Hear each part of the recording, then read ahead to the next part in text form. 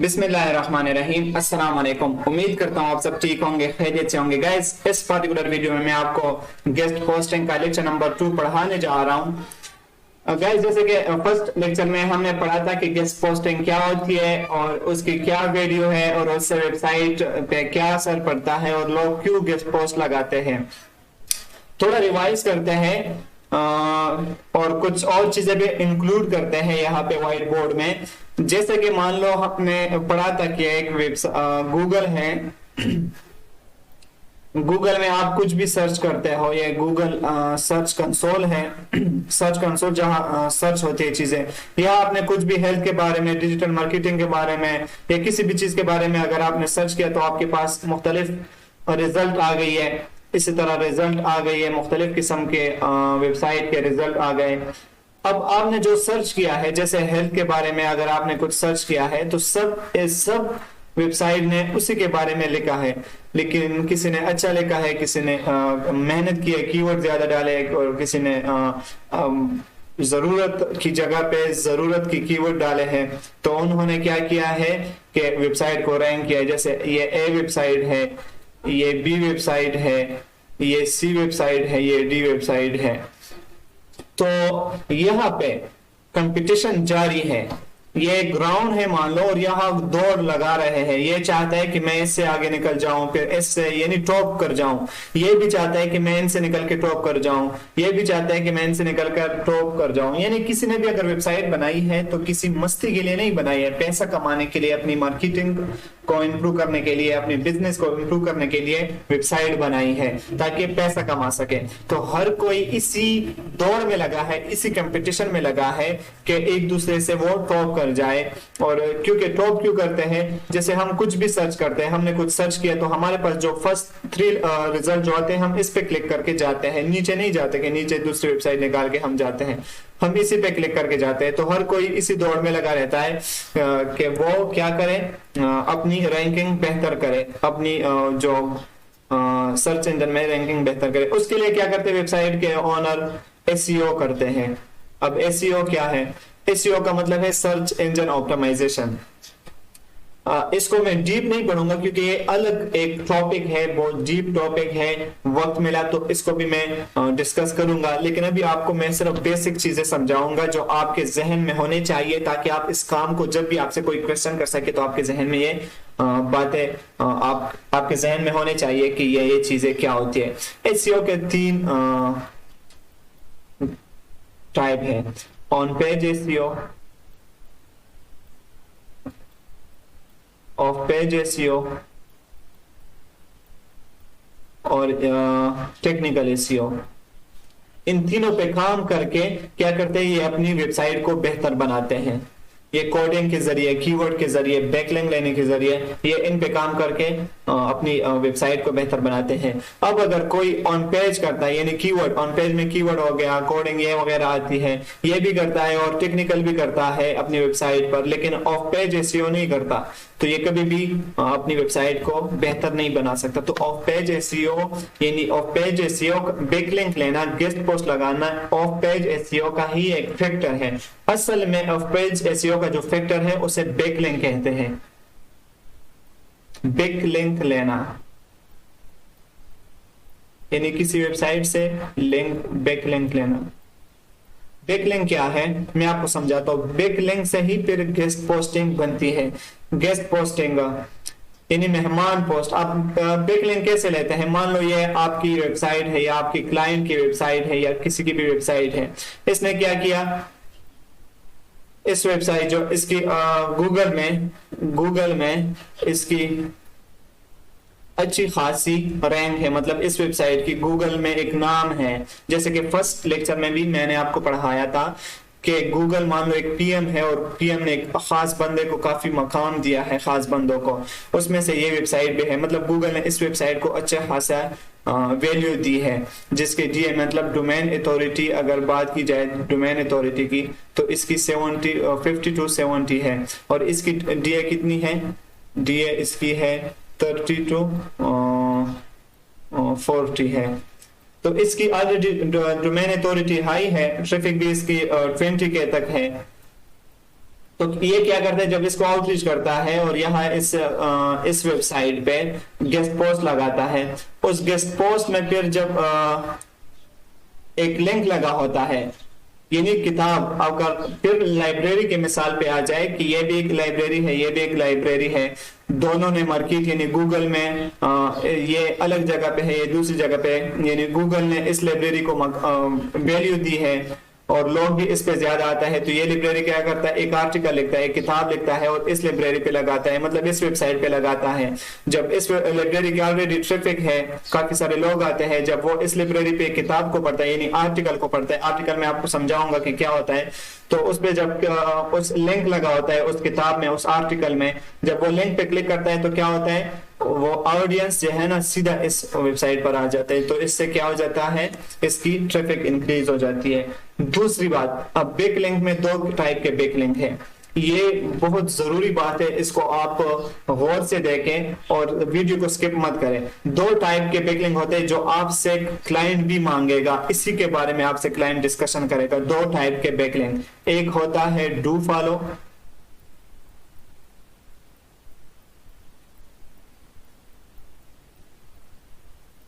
और एक होता है नो फॉलो।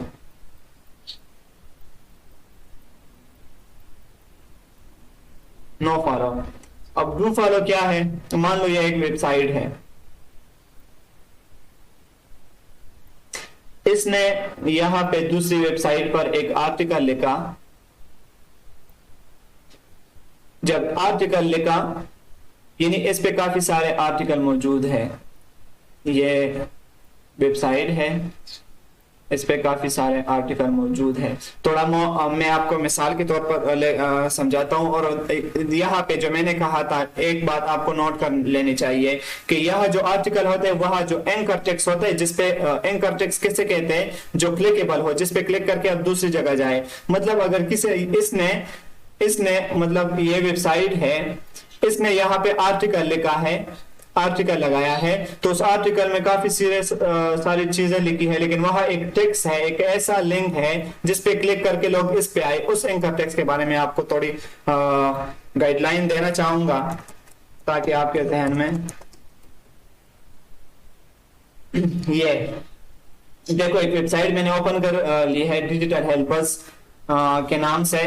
अभी मैं आपको लाइव समझाना चाहता हूं। देखो ये वीडियो बहुत ज्यादा इंपॉर्टेंट है, बहुत ज्यादा, इसको आप गौर से देखें और स्किप मत करें ताकि एक पॉइंट भी आप मिस ना करो।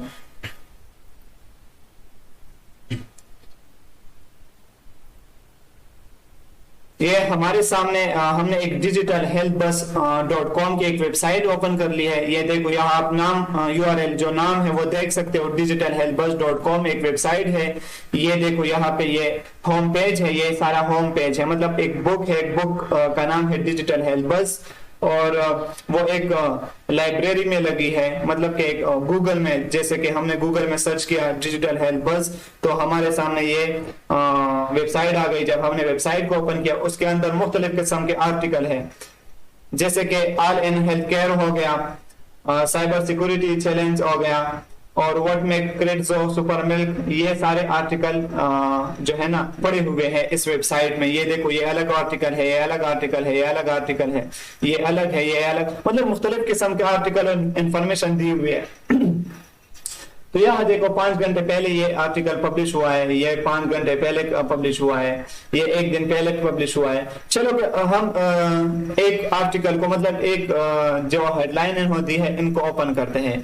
जैसे हम ओपन करते हैं, हम इस वेबसाइट में एक आर्टिकल के वेब पेज पे चले जाते हैं। जैसे कि आप देख सकते हो यहाँ पे, तो यहाँ आप देख सकते हो कि हमारा आर्टिकल ओपन हो चुका है। देखो ये आर्टिकल है, ये किसी ने यहाँ आप देख सकते हो 5 घंटे पहले पब्लिश किया है, ये आर्टिकल है। और इस आर्टिकल में हम देखते हैं कि क्या इंफॉर्मेशन हमें दी गई है। देखो यहाँ पे इन्होंने काफी सारे इंफॉर्मेशन दी है, ये आप पढ़ सकते हो। ये जो सारी आप देख रहे हो ना, ये इंफॉर्मेशन आर्टिकल लिखा है, इसको कंटेंट कहते हैं। देखो अब जैसे मैं इस वेबसाइट का ऑडियंस हूँ, मतलब इसका विजिटर हूँ, डिजिटल हेल्थ बस पे जब मैंने गया एक कंटेंट मैंने देखा, उस कंटेंट पे जब क्लिक किया तो यहाँ मैंने इंफॉर्मेशन पढ़ी, और यहाँ जब मैंने पढ़ा कि are you a parent looking for way to ensure the best nutrition for your child, are you wondering which are the best health drink for kids, ये देखो ये एंकर टेक्स्ट मेंशन किया गया है यहाँ पे, इसको आप देख सकते हो। ये बाकी जो टेक्स्ट है ना, इसको अगर आप देखो तो ये क्लिकेबल नहीं है, मतलब इस पे क्लिक नहीं हो सकती, लेकिन ये जो रेड कलर का, मतलब आप ग्रीन भी दे सकते हो, रेड भी दे सकते हो, ब्लैक भी दे सकते हो, कुछ भी दे सकते हो, ये देख सकते हो ये रेड कलर का। जैसे मैं इस पे माउस लेके जाता हूं तो ये मुझे कहता है कि ये क्लिकेबल है, इस पे क्लिक करके आप दूसरी जगह पे जा सकते हो। तो जैसे ही मैं इस पे क्लिक किया, देखो जैसे मैं इस पे क्लिक करूं तो देखो हम दूसरी वेबसाइट पर चले गए हैं, यानी इस वेबसाइट ने उस वेबसाइट पर एक गेस्ट पोस्ट लगाई थी। यह वेबसाइट है gredzo.com। gredzo.com एक वेबसाइट है जिसने गेस्ट पोस्ट लगाई थी डिजिटल हेल्थ बस पर, और उस गेस्ट पोस्ट को जब हमने पढ़ा और आर्टिकल पढ़ा तो हमें एक लिंक मिला था। उस लिंक पे जब हमने क्लिक किया तो हम कहाँ आ गए, दूसरी वेबसाइट पर आ गए। तो इसी तरह ये एंकर टेक्स्ट से कहते हैं जो क्लिकेबल हो, मतलब एक एंकर टेक्स्ट दिया होता है वो क्लिकेबल होता है, जिससे यहाँ विजिटर आ जाता है, ट्रैफिक। अब हम बात कर रहे थे डू फॉलो और नो फॉलो की। गूगल की मिसाल मैंने आपको इसलिए समझाई कि यहाँ आपको बात समझ आ जाए।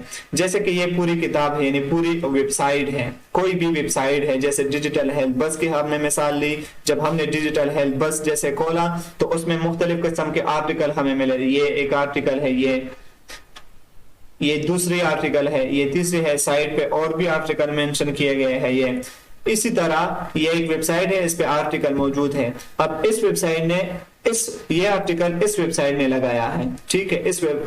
ये जो आर्टिकल गेस्ट पोस्ट लगाई है ये इस वेबसाइट ने लगाई है। ये a.com वेबसाइट है और ये b का नाम दे सकते हो। ये बी वेबसाइट ने ए वेबसाइट पे के इस आर्टिकल को पब्लिश किया, यानी ये आर्टिकल इसने लिखा है और इस वेबसाइट पर पब्लिश किया है। लेकिन उस वेबसाइट पर इंफॉर्मेशन ने एक लिंक दिया है, एंकर टेक्स्ट दिया है। जैसे ही लोग इस पे क्लिक करेंगे तो क्या हो जाएगा, यहाँ पे ऑडियंस आ जाएंगे, विजिटर आ जाएंगे, ट्रैफिक आ जाएगी। पहला फायदा।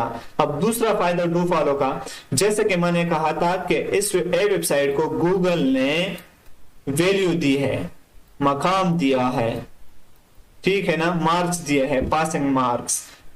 अब जब गूगल क्रॉलर, जैसे कि मैंने कहा था कि कोई भी अगर ये आर्टिकल है ना, जैसे कि ये आर्टिकल है, सॉरी हम इस आर्टिकल को इस आर्टिकल को पब्लिश, जैसे इस वेबसाइट पर इस आर्टिकल को पब्लिश किया तो गूगल क्रॉलर ने आकर जब देखा कि मेरे एक अच्छे खासे वेबसाइट ने यहाँ पे एक आर्टिकल पब्लिश किया है कंटेंट, तो वो क्या करता है, इस आर्टिकल को रीड करना शुरू कर देता है। जब रीड करना शुरू कर देता है तो क्या करता है कि ये वेबसाइट इसे कहता है कि इस लिंक को फॉलो करो। एक तो विजिटर जा रहा है ना, दूसरा ये क्या कहता है, ये वेबसाइट यानी a.com वेबसाइट गूगल को कहता है, गूगल क्रॉलर जब क्रॉल करने आ जाता है यहाँ पे, तो ये वेबसाइट गूगल क्रॉलर को कहता है कि आप इस लिंक को फॉलो करो। तो गूगल क्रॉलर इस लिंक को फॉलो करके इसको वैल्यू ट्रांसफर करता है। बात समझ आ गई? देखो नोट करने वाला पॉइंट है, ये बहुत जरूरी पॉइंट है। दोबारा मैं समझाता हूं ताकि आपको अच्छे से समझ आ सके। एक तो ये फायदा हुआ कि लिंक पे क्लिक करके हम चले गए, यानी ट्रैफिक चली गई b.com वेबसाइट पे।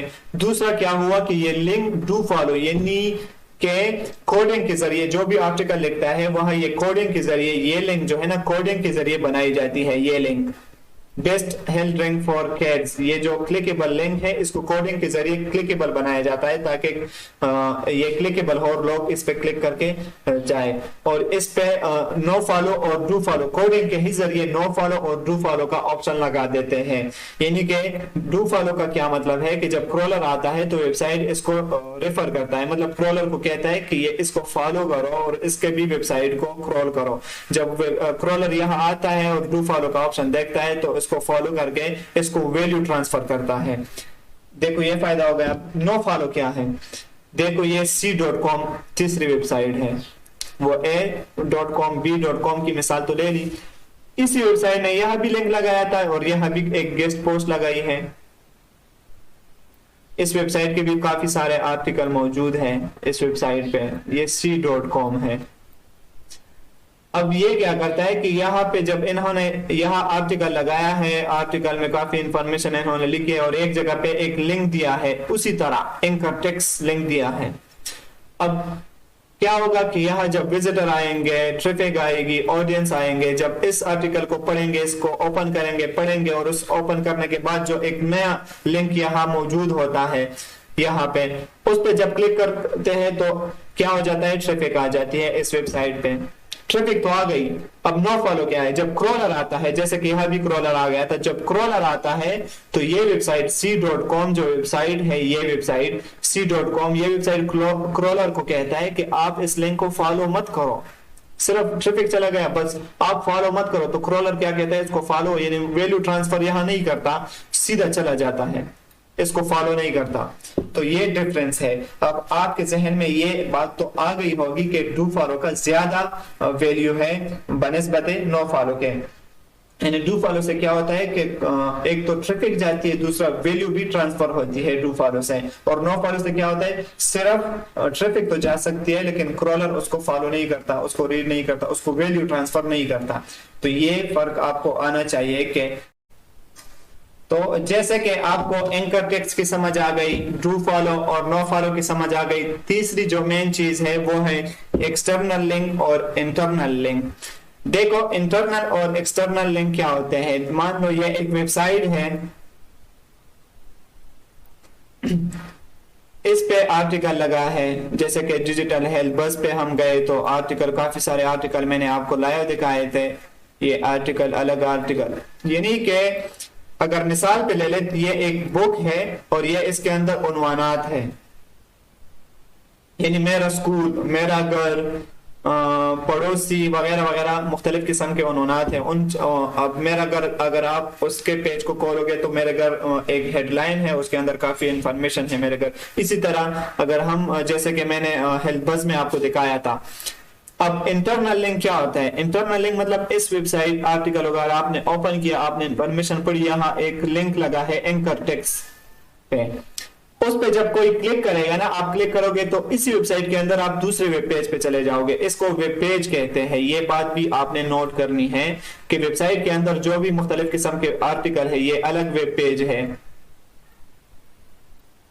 और ये अलग वेब पेज है, ये अलग। तो आप जब इसको क्लिक करोगे तो इसी वेब पेज पे चले जाओगे। इसमें अब यहाँ जब आप जाओगे तो यहाँ एक और आर्टिकल आपको मिलेगा, वो आर्टिकल जब पढ़ोगे तो एक नेक्स्ट लिंक आपको मिलेगा, उस पर क्लिक करोगे तो इससे यहाँ आ जाओगे या यहाँ आ जाओगे या यहाँ आ जाओगे।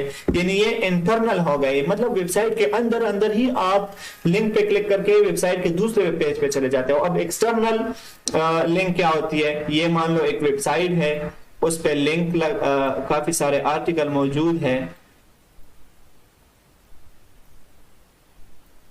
अब यह आर्टिकल मौजूद है, लिंक लगा है यहाँ पे, और आर्टिकल जब आप ओपन करोगे तो वहां इंफॉर्मेशन होगी, इंफॉर्मेशन में एक लिंक लगा होगा, जैसे कि डिजिटल हेल्थ बस में हमने देखा। जब आप उस लिंक पे क्लिक करोगे तो आप सीधा बाहर जाओगे, एक्सटर्नल जाओगे, दूसरी वेबसाइट में, दूसरे वेबसाइट के वेब पेज पे चले जाते हो, तो इसको एक्सटर्नल कहते हैं। तो ये बात भी क्लियर हो गई कि इंटरनल और एक्सटर्नल क्या होता है। एंकर टेक्स्ट की भी आपको समझ आ गई और डू फॉलो और नो फॉलो के दरमियान डिफरेंस भी आपको पता चल गया होगा कि इसमें क्या फर्क है। अब जो अहम काम अभी हमारा शुरू हो गया है वो है कि हम अब साइट को, उन वेबसाइट को कैसे ढूंढेंगे कि जो वेबसाइट गेस्ट पोस्ट एक्सेप्ट करती है। थोड़ा मैं फर्स्ट लेक्चर को रिवाइज करूं ताकि आपके जहन में दोबारा ये बात आ जाए कि हमारा क्या काम है। गेस्ट पोस्टिंग में जी, गेस्ट पोस्टिंग में तीन किस्म के लोग इन्वॉल्व हैं, तीन किस्म के लोग इन्वॉल्व हैं। एक है वेंडर साइट, दूसरा है क्लाइंट, तीसरा है लिंक बिल्डर, एलबी लिख लेता हूं, लिंक बिल्डर। वेंडर साइट कौन है, जिसकी अच्छी खासी वेबसाइट है, रैंकिंग अच्छी है, ट्रैफिक अच्छी है। क्लाइंट कौन है? जिसकी वेबसाइट है और वो अपनी वेबसाइट का और दूसरी वेबसाइट पर गेस्ट पोस्ट लगाना चाहता है। लिंक बिल्डर कौन है?